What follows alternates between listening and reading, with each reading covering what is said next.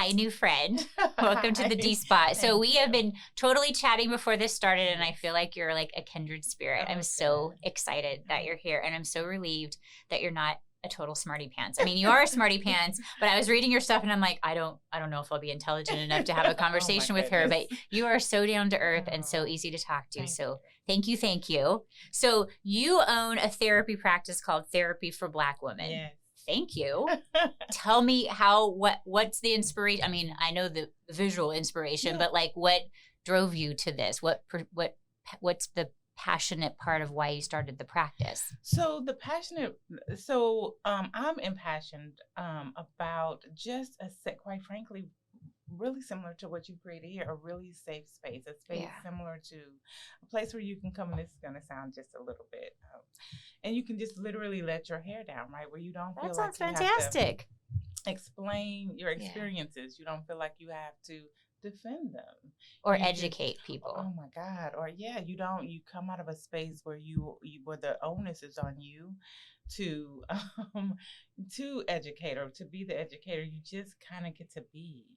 And in whatever space you're in, I have a client who cursed and did like this. I'm like, oh no. And these laws, we've heard those words before. Yeah, you get to say and be. And when I go see my clinician, I lie on the sofa and lie back and kick my feet. And she's like, "You're a therapist." I'm like, "Not right now." Nope. So I'm not aware of the time. No, none of that.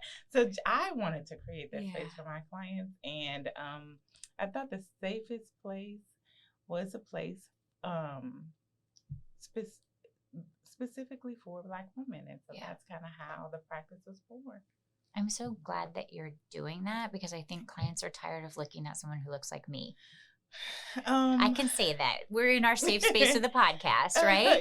I don't know if it has anything. I think really what it comes down to for me, and I can only speak for me, is a space where there is a practical lived experience where when you talk about anti-Black racism, or when you're talking about a 16-year-old being shot in his head for ringing a doorbell, and then having vicarious traumatization as a result of now having to look at your own son,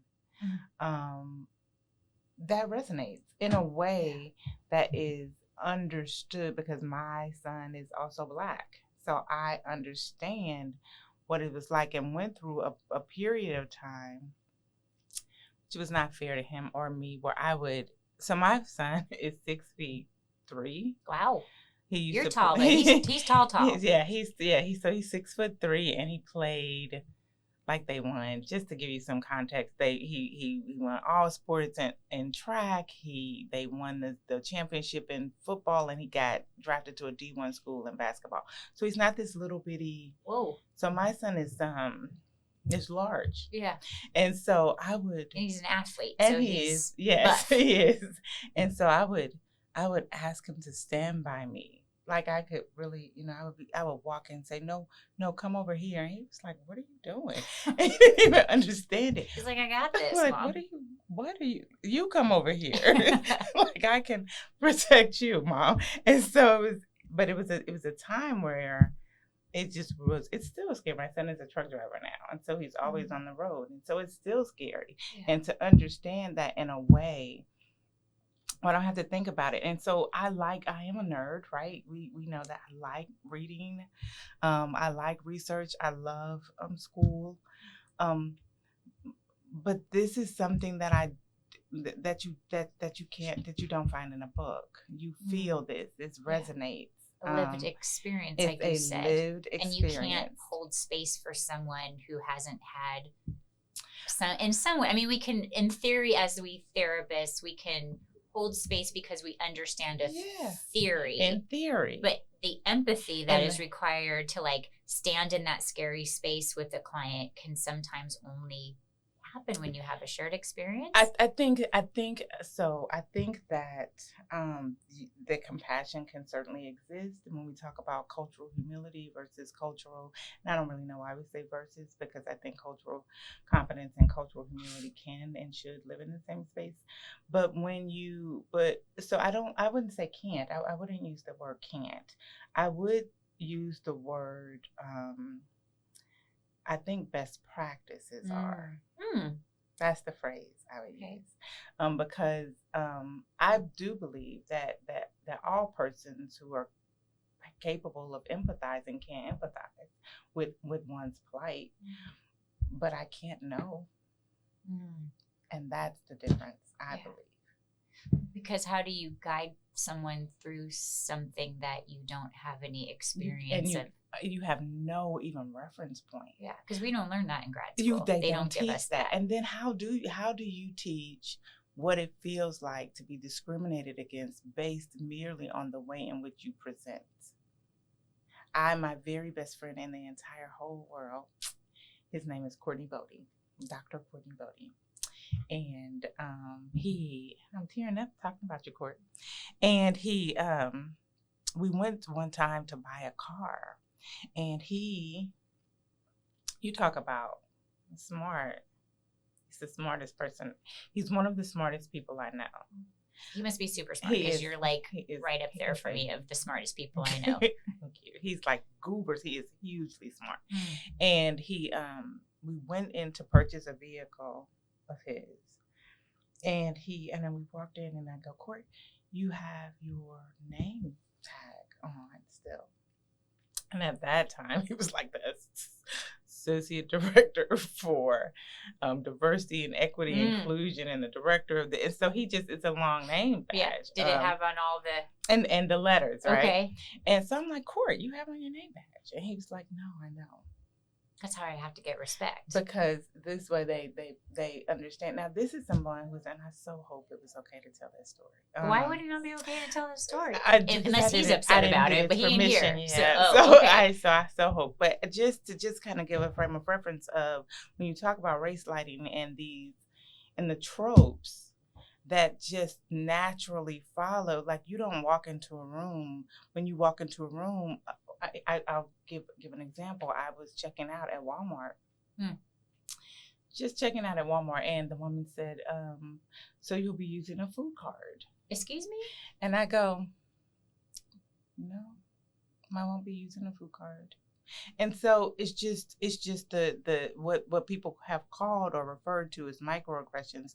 It's the race lighting that you deal with on a daily basis that begins to seep into your psyche and impact your sense of self, the way you feel about yourself, what you even believe you're capable of.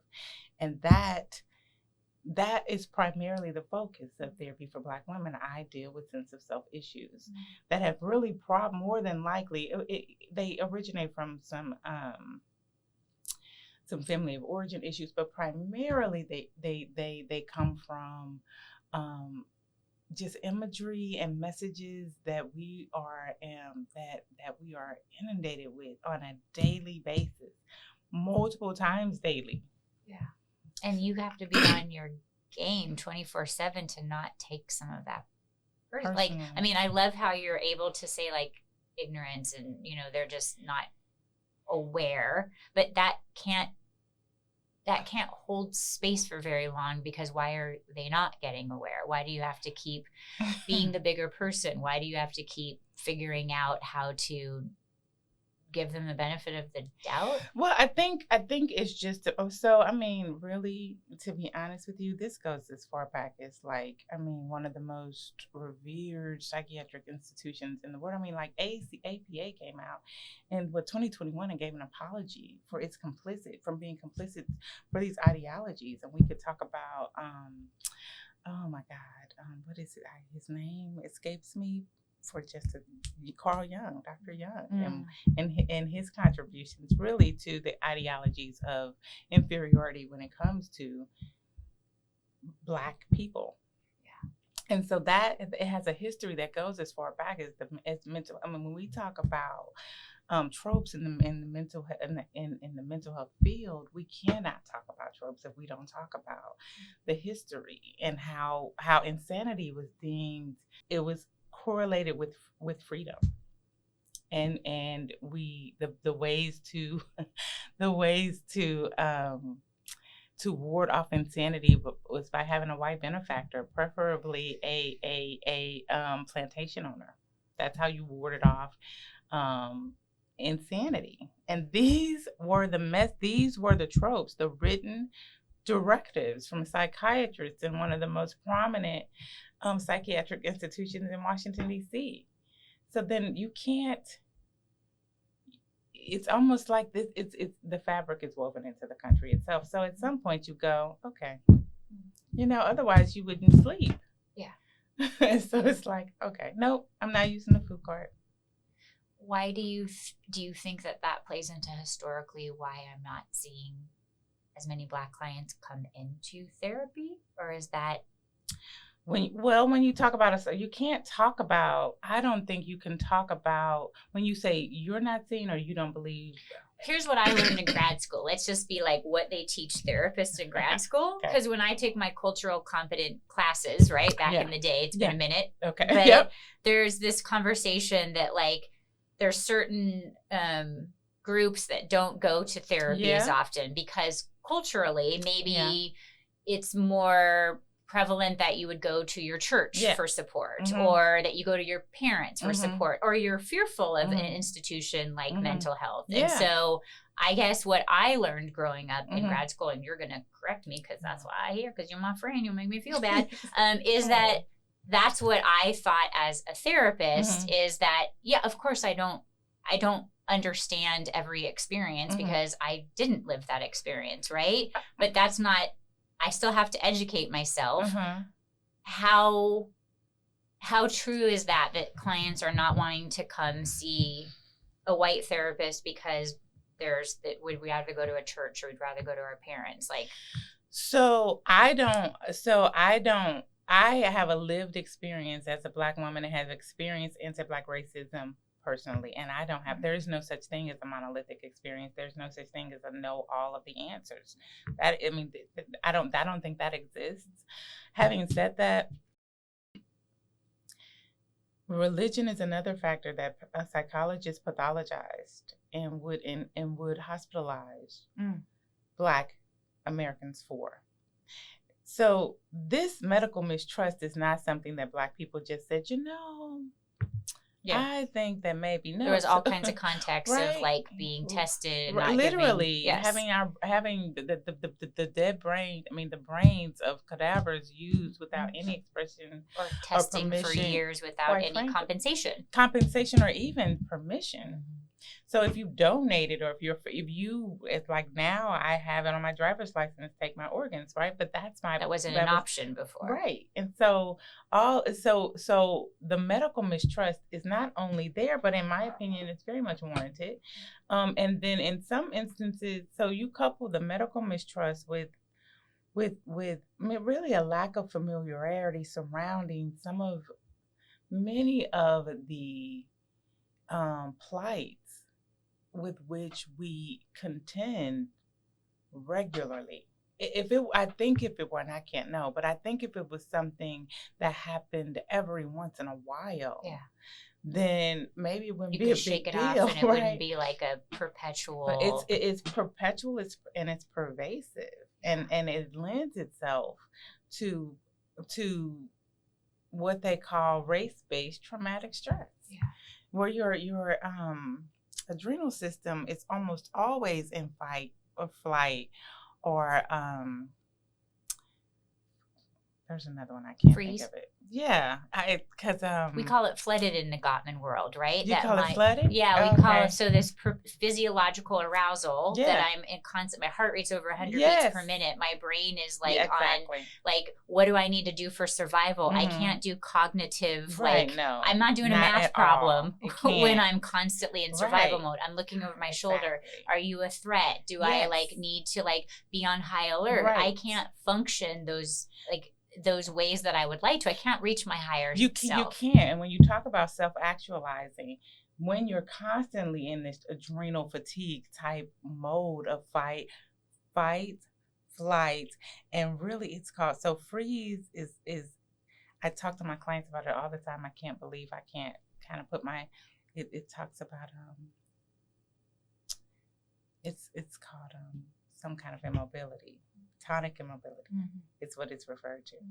And so it literally is you're rendered immobile, Yeah. right, due to this. And so when we speak about this hypervigilance, where you wonder where you're safe, you don't have, your energies are used maintaining safety. And Yeah. so self-actualizing or optum experiences aren't something that you really have the capacity, that you really have the bandwidth for. Yeah. If you're always wondering, if it's just like, I mean, with any other hierarchical need of Maslow's, if you don't meet one rung, you don't extend to the next. If So you're figuring out whether or not this is a safe street for me to walk through, or not even physical danger all the time. No, but I mean, like, But this is not, like, this journey of mine is not safe. Right. I can't take in the view. Mm-hmm. No, I don't see anything other than the safety issues. Because it is normal. Yeah.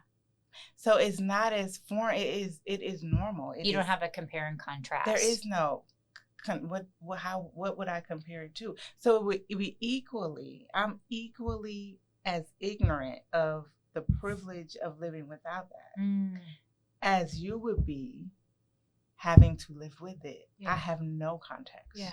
I have no context. So you don't have any.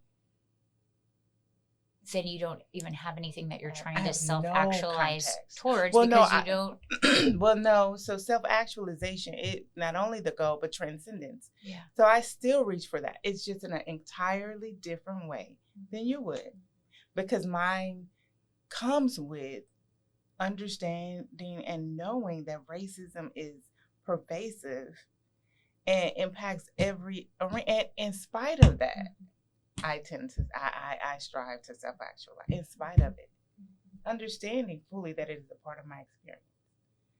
I strive towards self-actualization. Yeah. I love the way that you speak of it, because I think that I feel your passion. I feel safe talking to you about it. I feel like you really are somebody that is just got this huge heart and wants to create a space for people where they can just be. I want to read something from stuff I've read on your website. Okay. Because I think it really, I think it's important to, like, understand part of, like, the value system that you have, because I think that's what I admire about you so much. So you wrote, I created therapy for Black women to address the unique challenges experienced solely by Black women. For we are all too familiar with the quote unquote angry Black woman and equally as toxic quote strong Black woman tropes. These tropes are incessantly perpetuated in the media and impact our relationship with vulnerability, thus the capacity to be fully realized humans.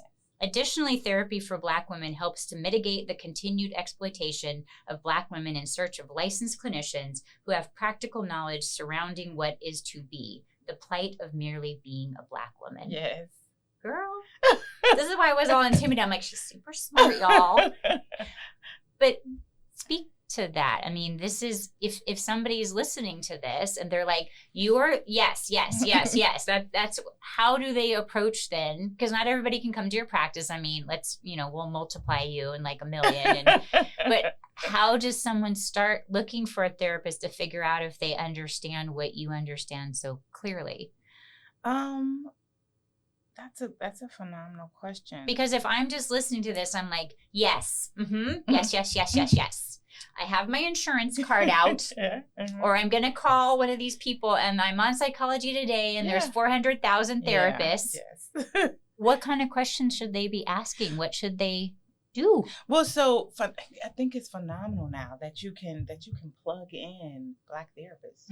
Like, some of the reason why I created therapy for Black women is because the world has picked up on the fact that Black women want to work with clinicians who understand their circumstances and who have practical knowledge around it, right? And so they're like, money. And so as soon as you type Black, literally, we could do it. You type Black therapist into a search engine, and you get all of these organizations, that really, quite frankly, aren't owned or operated by, and aren't even populated or really serviced by and large Black people.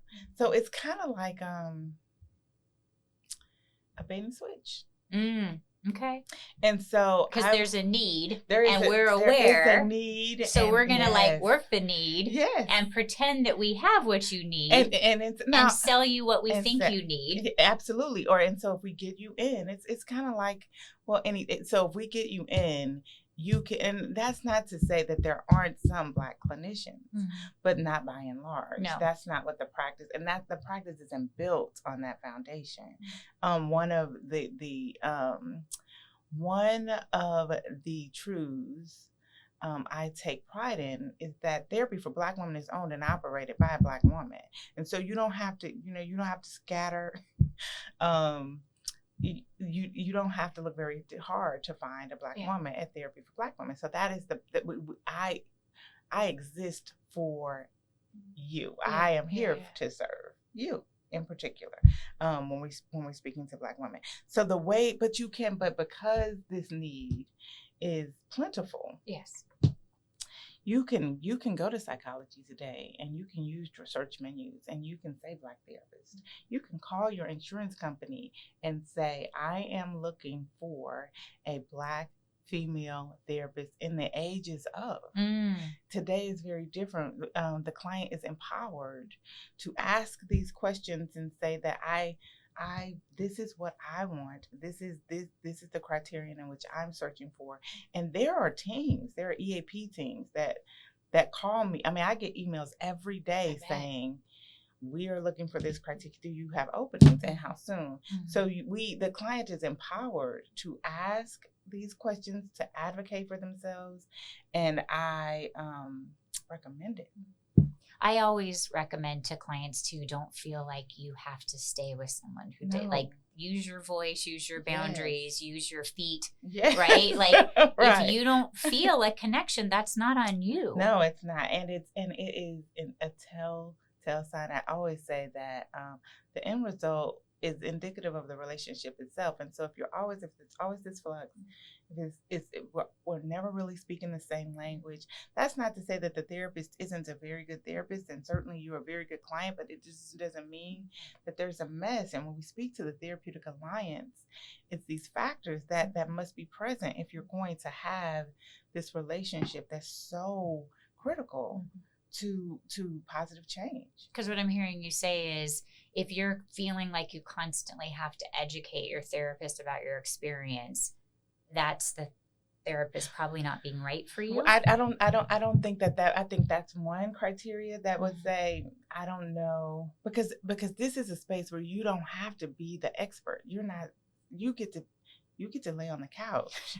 You should be, in theory, and right? Feel held and feel seen, and feel seen, and feel validated, and feel understood. I have clients who say to me, well, I have a very safe space. So my clients say, did nobody tell you to read me like that? Or how do you know? Or how do you? And it's like, well, what a compliment to you. I've lived it. Like this part I didn't read in a book. But even though some of us have lived it, we don't bring it into the therapy room. And I think that that's the gift of what I'm learning that you really give to your, because I imagine that the person that you are with me is the person that you are in the therapy room. And they're the most effective, in my humble opinion, the most effective therapists are the same person everywhere they go. Right? Because if I feel like you're putting on the horn rimmed glasses and I'm like, so tell me, that doesn't feel genuine. You don't feel seen. Wouldn't work in my client. Like I mean, and this is honest to God. I have a client and I have natural hair. It's pressed now, or it's straightened, but it's natural hair. So I was meeting with a client and she has beautiful natural hair, and she was like, oh, you have long hair. And I took it out of and pulled it all up, and I walked around with an afro for that day. And so we talked about hair for the first 10 minutes of the session, and we were able, and it's not like, it's not foreign. It is, it's kind of like, home my hope is. Yeah, I can tell. I want to switch to talking about your book. Okay. Because I want to read your book. Okay, so you wrote a book. I've used way too big of a font if everybody is not seeing that on the video. Okay, so your book is called Discovering Self-Value. Another quote from you, because I can't speak as well as you can. I understand all too well the development of an internal working model that views self as inferior. Yes. Therefore, most of my life, I attempted to compensate with external accomplishments only to find myself empty. Yeah.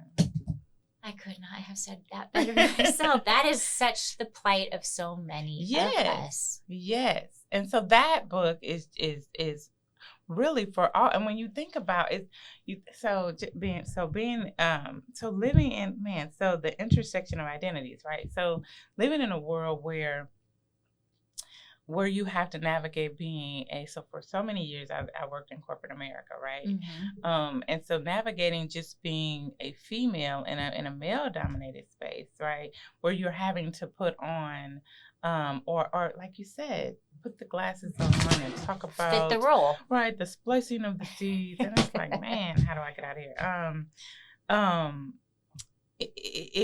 We talk about code switching. We talk about code switching all the time. So how do you develop a healthy sense of self if you're never really allowed to be yourself? Yeah. And then what about these external, like you said, these external accomplishments? Really all along, doing everything you can to make up the void, the emptiness that you don't have. So you're trying, it's like a suit, I tell people, it's like a jacket. So you're trying to fill it on, put it on, and make sure everybody sees that you look the part, and you are so internally, you're just so almost consumed with aesthetics. Yeah. And how people are going to perceive you. And so the suit is managing how people perceive you. Exactly. And not only that, or it's like the name tag. It's like, I belong. I should be here. You can trust me.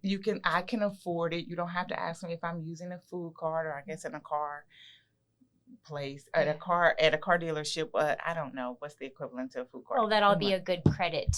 Oh, risk. There you go. That I'm a good credit risk, right? Because I have a job. Because I have a job, and I have letters, and I have a good job, and I can afford the vehicle, right? So you don't have to. But that is the.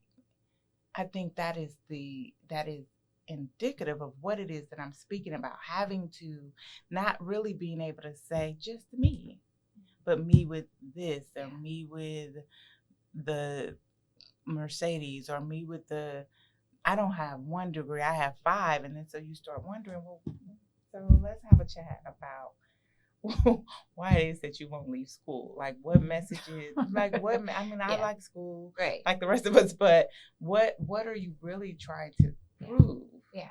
Or stay away from. Or what do you want how do you want the world to see you? Or do you?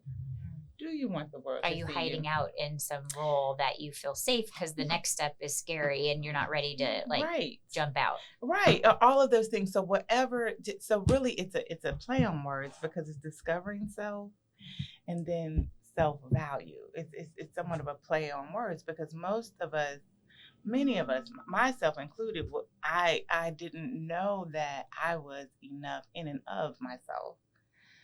Especially with the messages that I was receiving, based on the tropes that were really that the world at large was indoctrinated by these psychiatrists. So it is true. This is true.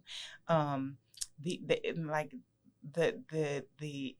cognitive inferiority is documented, and when none of it wasn't based or grounded in empirical data of any kind.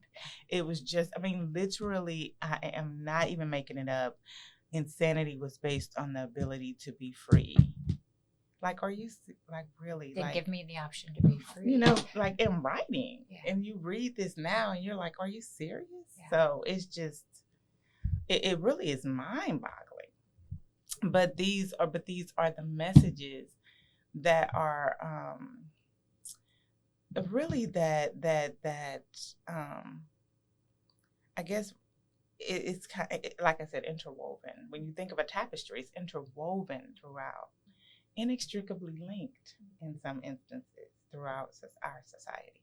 So then how do you view you? If this is true, then what does that say about me? And learning.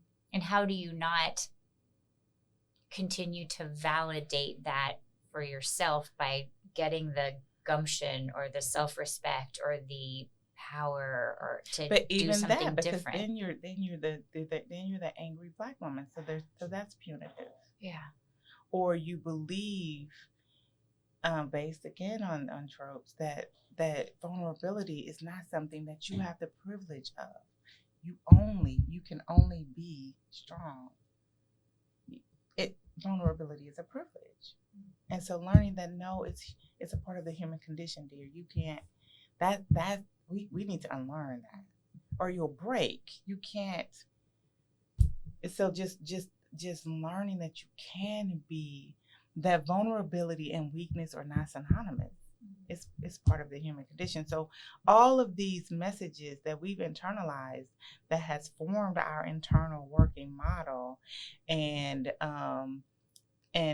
conditions the way we see ourselves, others in the world, has to be reconditioned. A cognitive reorganization must occur if you're going to have a healthy sense of self.